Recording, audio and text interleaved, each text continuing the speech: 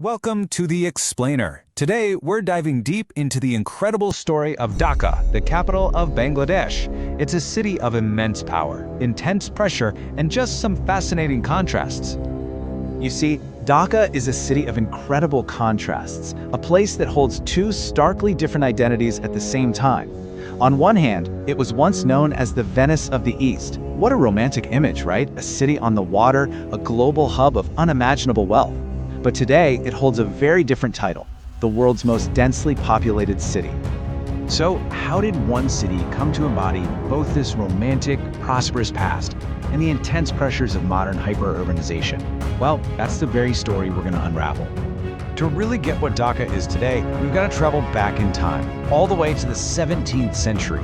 During the Mughal era, Dhaka wasn't just another city, it was one of the most prosperous commercial centers in the entire world. You can really see its journey across 4 centuries right here. It all starts in 1608, when it becomes this strategic Mughal capital. Then, by 1793, control shifts to the British. In 1921, it establishes itself as a center of learning, and then, finally, in 1971, it's reborn as the capital of a brand new nation. Every single one of these eras left its mark, shaping the city we see today. So what was the secret to all that wealth? Well, it was literally woven from a single legendary fabric, muslin.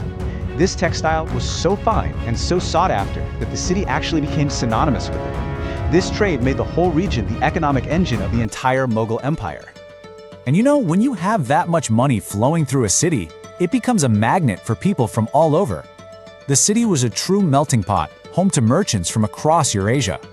And you can still see this incredible legacy today in neighborhood names like Farashganj, the French Bazaar, and Armani Tola, the Armenian Quarter. But, like so many golden ages, this one couldn't last forever. What happened? Well, halfway across the world, the Industrial Revolution kicked into high gear in Britain. Cheap, machine-made fabrics flooded the market, and they just decimated Dhaka's hand-woven textile industry.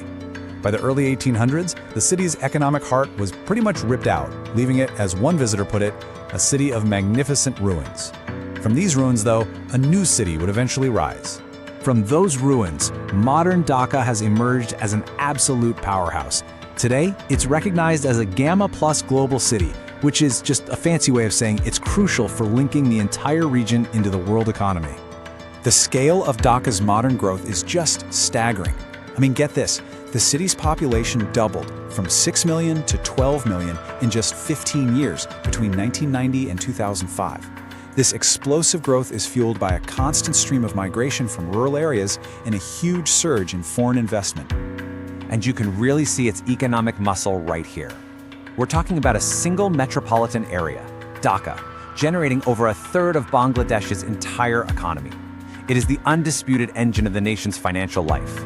Yep, it's the nerve center for finance, technology, and especially manufacturing, with the ready-made garment industry being a massive driver of growth. From its huge stock exchange to the revolutionary Grameen Bank, which pioneered microcredit, Dhaka is where the economic decisions that shape the nation are made. But all this explosive, often unplanned growth, it's come at a cost, a pretty heavy one, creating some of the most intense urban challenges you can find anywhere on the planet. If there's one thing modern Dhaka is famous for, it's the traffic. I mean, it is legendary. Only 7% of its land is dedicated to roads, which for a city this size is incredibly low. The result is just epic gridlock that can paralyze daily life for millions. And behind all these big statistics is the human side of this pressure. Nearly a third of the city's population lives in slums. Many are recent migrants who came searching for opportunity, but now find themselves in a constant struggle, often without reliable access to basics like clean water, sanitation, or secure housing. This rapid, often unregulated development has created a full-blown environmental crisis. The air quality is among the worst in the world. The historic Buriganga River, which was once the city's lifeline, is now severely polluted. And with most of the city lacking a proper sewer system, public health is under constant threat. But here's the thing, and this is so important. This is not a story of defeat. Despite these immense pressures, Dhaka is home to an incredibly vibrant and resilient culture that just thrives in its streets, its homes, and its festivals. The city's unique spirit is so strong that its traditions are literally recognized as treasures of humanity. UNESCO has designated the intricate art of Jamdani weaving a direct link to its glorious past, and its iconic, colorful rickshaw art is intangible cultural heritage. And you can taste this heritage too. Dhaka is famous for its incredible cuisine, especially Kacchi Biryani. This dish, perfected by chefs who once served in Mughal kitchens, is way more than just food. It's a direct connection to the city's golden age. This quote about the Chakrane Kite Festival, it just perfectly captures the city's lifeblood. It's this deep sense of community and tradition, of finding joy together right in the middle of all the chaos, that really defines the resilient soul of Dhaka. So, all of this, the glorious past, the high-pressure present, it all leads us to the ultimate question for this incredible, complex city. Where does it go from here? And so we're left with this fundamental tension. Dhaka's story isn't unique. Not really.